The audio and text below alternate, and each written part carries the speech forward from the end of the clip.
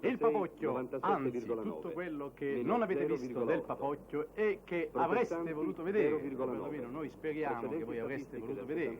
Sì, questo programma che state vedendo in questo momento è un programma un po' particolare, perché è il Papocchio del Papocchio, cioè è una sorta di collage, di riunione, di frammenti, di spezzoni, forse di ritagli, di questo film che tanto ha fatto parlare.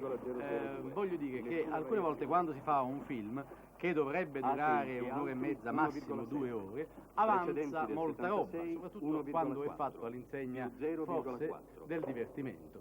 Anche a noi è avanzata molta roba, e per roba si intende molte scene girate che probabilmente avrebbero meritato di stare nel film, se non fossero state appunto tante.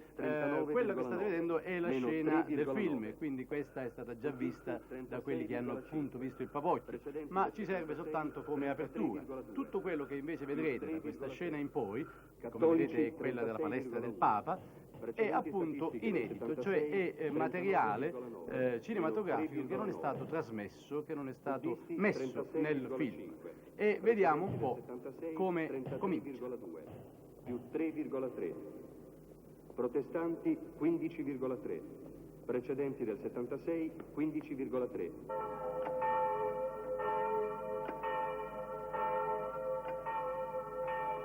Atei e altri più 0,5.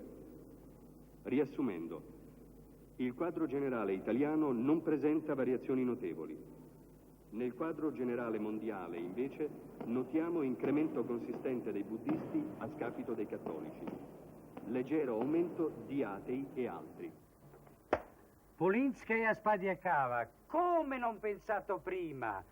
Ecco Ideo, Deo gratias. Ecco Colomba, ecco Ugo di Colomba. La Chiesa vuole televisione, grande. E questo primo piano non l'avete appunto visto nel film, anche perché tutto sommato era superfluo.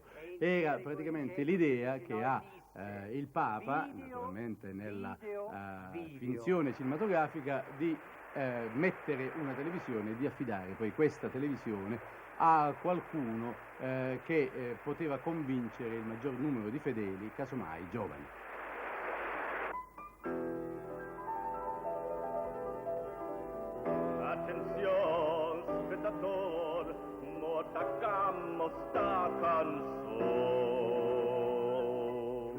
E tra le invenzioni del film anche un coro finto negro, che significa che invece di essere di cantare in inglese come cantano di solito i simpatici cantanti di colore, questa volta il quartetto negro canta in napoletano.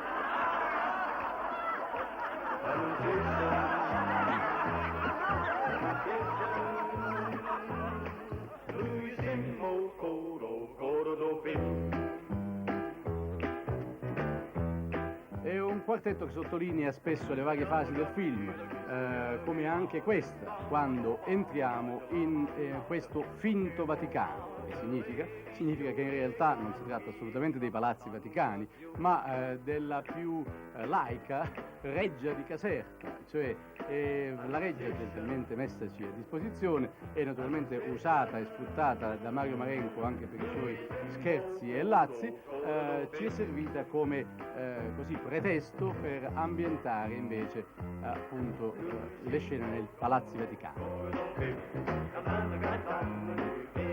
Molte le battute che ci sarebbero venute, come per esempio quella di i primi saranno gli ultimi, come in questa corsa verso i saloni vaticani, poi sostituita da cornuto chi arriva ultimo.